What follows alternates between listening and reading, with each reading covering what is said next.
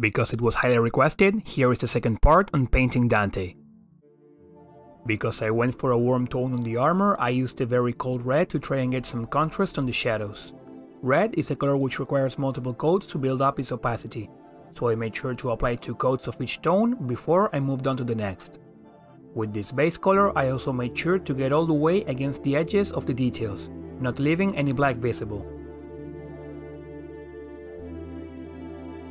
Once I got a solid base coat, I moved on to a medium red, very loosely marking out the highlights on the clothing, imagining my light source as if coming from the left.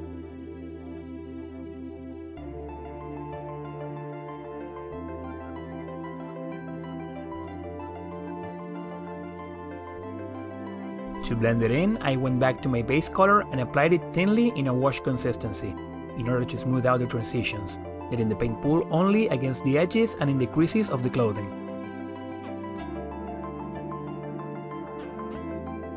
From there, I applied another coat of medium red, reducing the area of application, leaving the previous step visible, and within an even smaller area did the same with a bright red.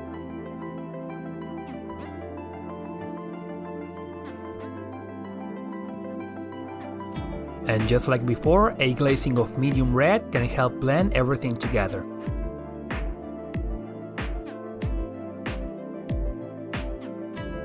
For the white, I chose a bluish grey and white, again to give it more of a cold tone. I simply applied a solid coat of bluish grey, and after working the paint into my brush and removing the excess, used the side of my brush to catch the raised details on the wings and skull.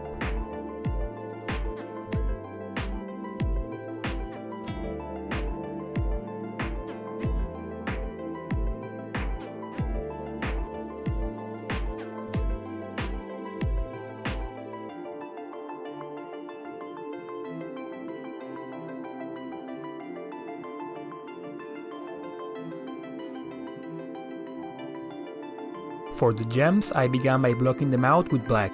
Then, through multiple coats of red, I painted the left side and bottom of it, aiming to leave black on the top right part, which was a bit tricky because of the tear shape. With orange, I went over the red on the bottom left. Again, I applied 2 coats to get a nice opaque color.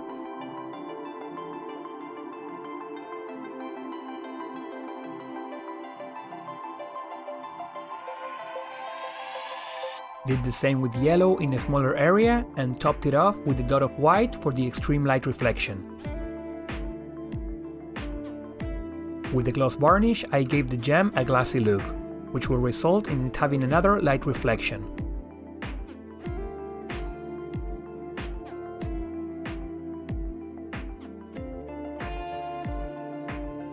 We have the bottom left dot of white and another one which you can see in the top right or middle due to the gloss varnish.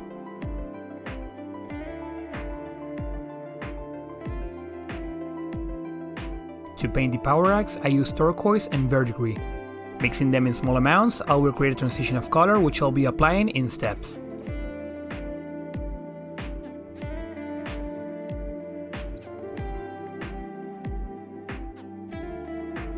I marked out the top and curved part of the axe as my points of light, and from there I went color by color, building up the transitions.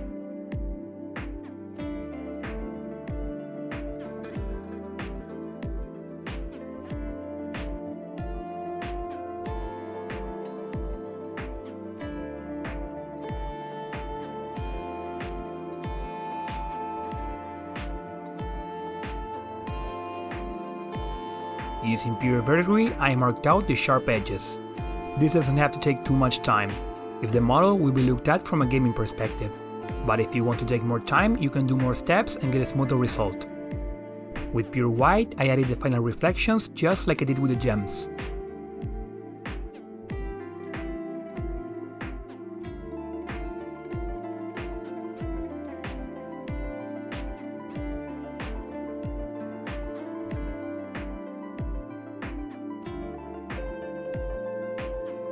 For my attempt at lightning, I began by laying out the lines with verdigris.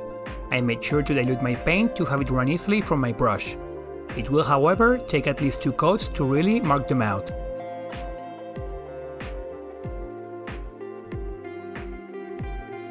With a bit of turquoise and a lot of water, I faded out the lightning, giving an overall wider line.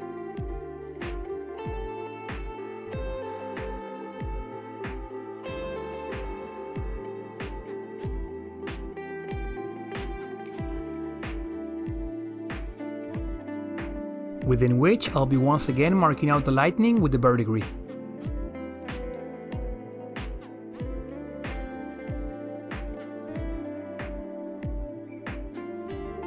And if possible, adding a thinner line of white within it, or at least where two lines intersect.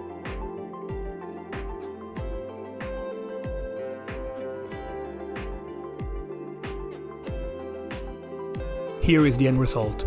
I hope you found the tips on this video useful, and don't forget to let me know in the comments what you'd like to see me paint next. But that'll be it for today. I'll see you again next week.